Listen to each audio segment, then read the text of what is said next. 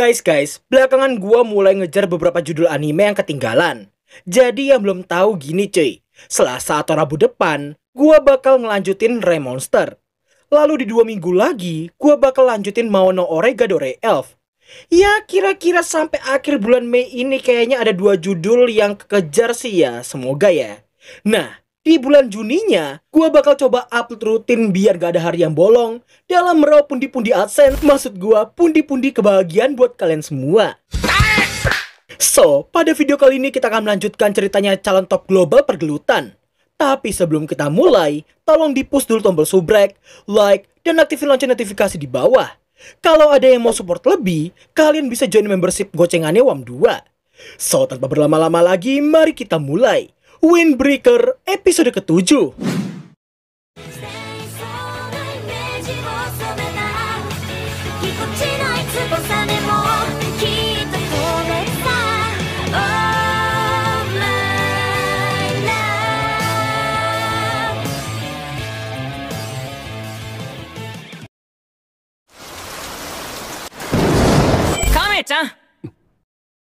Scene berlanjut dengan memperlihatkan Togame yang baru tersadar dari lamunan masa lalunya. Berkat si Choji yang memanggilnya, karena sudah waktunya dia dan juga Sakura untuk maju ke atas panggung. Melihat wakil ketua mereka yang akan segera main, seketika itu pula member sisi Toren yang lainnya langsung bersorak dengan sangat kerasnya. Setelah Sakura menaiki panggung, Nirei dan juga Suwo mendoakan kemenangannya di ronde tersebut. Sedangkan Umemiya, dia cuma meminta Sakura untuk mengobrol yang banyak dengan tinjunya.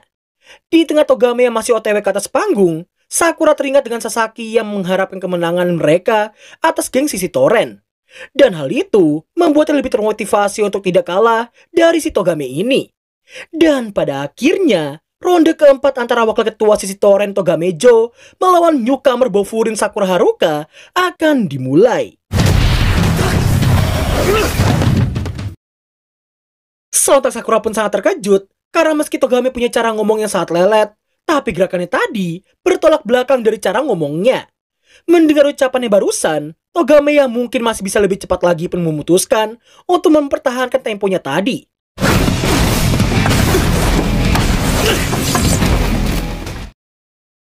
Seriusan keren edan. Entah seni bela diri jiu-jitsu atau gulat yang dipakai oleh si Togame, tapi serangannya itu selalu mengincar kuncian agar si Togame bisa menyerang Sakura dengan leluasanya.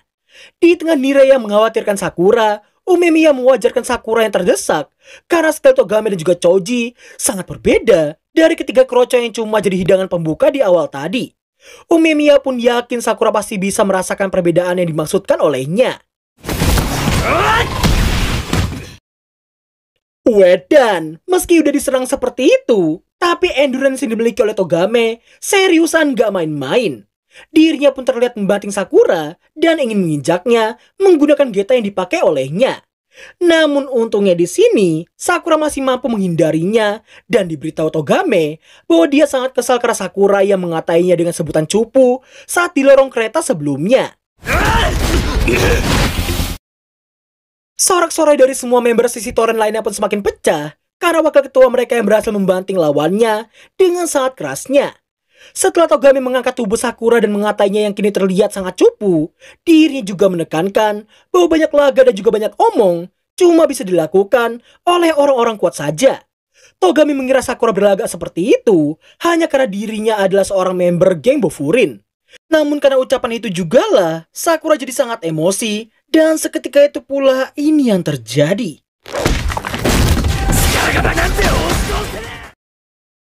Sorakan member sisi Toren pun terhenti seketika begitu melihat Sakura yang ternyata belum kalah dan masih bisa melancarkan serangan seperti itu.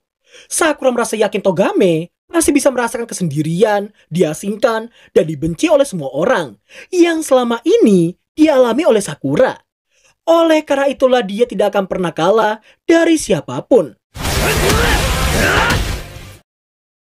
Semua orang yang melihat Sakura pun sangat terkejut karena pergerakannya tadi sangat berbeda dari yang sekarang. Berbeda halnya dengan Umemiya, Hiragi, dan juga Sugishita, Nirei terlihat sangat-sangat terkejut mengetahui Sakura yang ternyata jauh lebih kuat dari yang ia bayangkan.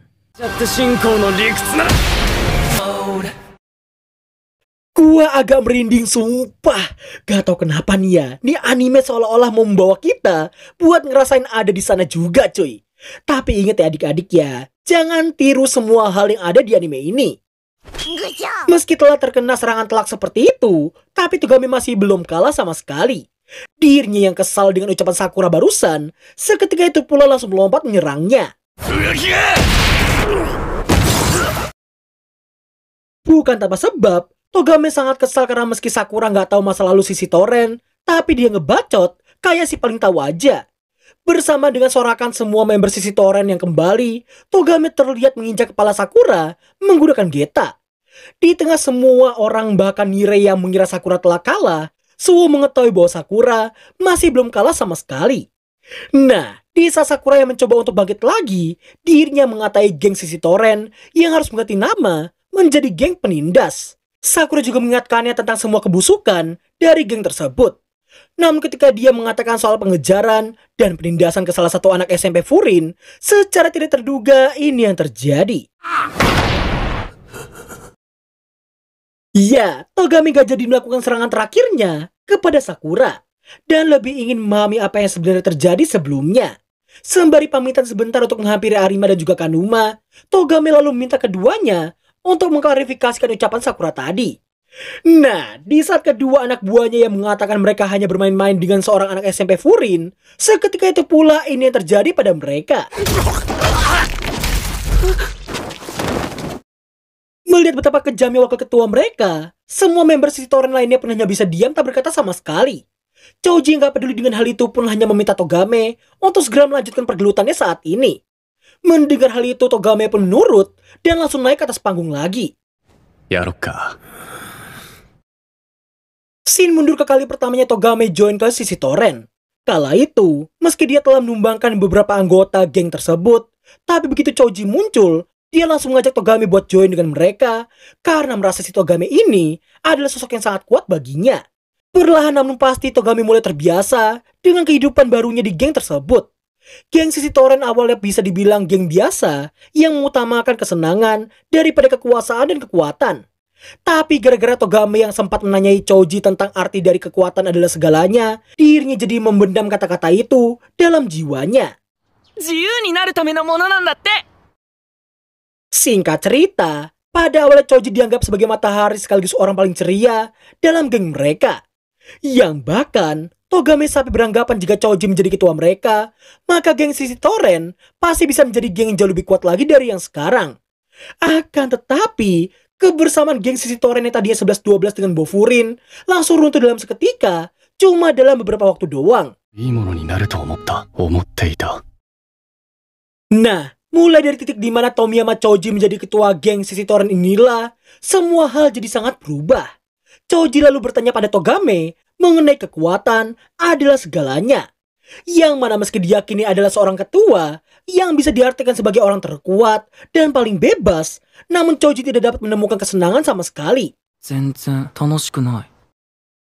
Bersama dengan hujan yang mulai mengguyur tubuh mereka, Choji mengaku telah mendapatkan jawaban supaya bisa mendapatkan kesenangan tersebut. Yaitu, semua anggota geng Sisi Toren harus sama kuatnya seperti dirinya. Mengira maksud dari Choji ialah melatih mereka, namun begitu beberapa member mereka datang untuk melaporkan penyerangan yang terjadi pada mereka, Togame yang pengen segera ke sana untuk balas dendam pun harus dibuat sangat-sangat terkejut begitu melihat apa yang dilakukan oleh si Choji.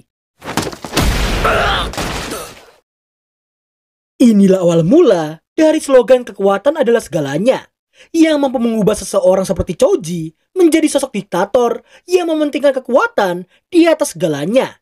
Sorot mata yang tadinya sangat hangat kini berubah total jadi kegelapan tanpa dasar sama sekali, yang selalu merasa bosan dengan setiap hal yang ada.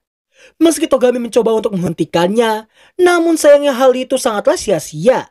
Maka dari itulah demi bisa menebus kesalahan karena telah menjadi salah satu faktor dari penyebab perubahan sifat Choji, Togame memintanya untuk berbicara padanya dulu jika dia mau menyampaikan sesuatu kepada semua member mereka. Dan beginilah bagaimana Togamejo menggantikan posisi Choji sebagai matahari pengganti bagi semua member mereka. Paling tidak itu akan dia lakukan sampai sang matahari sesungguhnya kembali memancarkan sinarnya.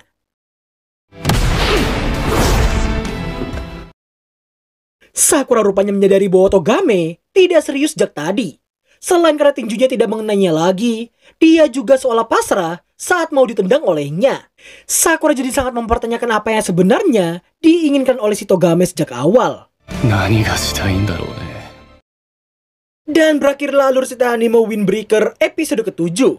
Guys, coba komen di bawah deh. Kira-kira kalian setuju nggak kalau di bulan Juni nanti kita nambahin 1 atau 2 judul lagi? Calon-calonnya sih gue mau nyoba Yozakura atau Unlimited Memory sih ya. Kalau mau dibandingin agak sulit sebenarnya. Yozakura ceritanya itu tentang MC yang dijodohin sama putri mata-mata terkemuka. Nah, kalau yang Unlimited Memory itu kisahnya tentang seorang pangeran yang pengen nikah sama penyihir berumur 500 tahunan. Kalau nggak salah ya. Menurut kalian gue harus ngalur yang mana? Seriusan keduanya sama-sama bagus banget soalnya. Kalau kuat gue 2, kalau ya gak kuat ya cuma 1 mungkin ya yang bisa gue tambahin ya. Komentar terbanyak gue bakal gasin di bulan Juni nanti. Tapi karena udah ketinggalan jauh banget nih ya, mungkin gue bakal upload 4 episode mungkin ya, 4 episode dulu mungkin nanti. Jadi ya sabar aja nunggu judul mana yang bakal gue upload nanti ya. So, sekian dulu video kita kali ini. Kalau salah kata silahkan diambil positif aja. Thanks for watching dan sampai jumpa di episode ke-8 di minggu depan nanti. Bye bye.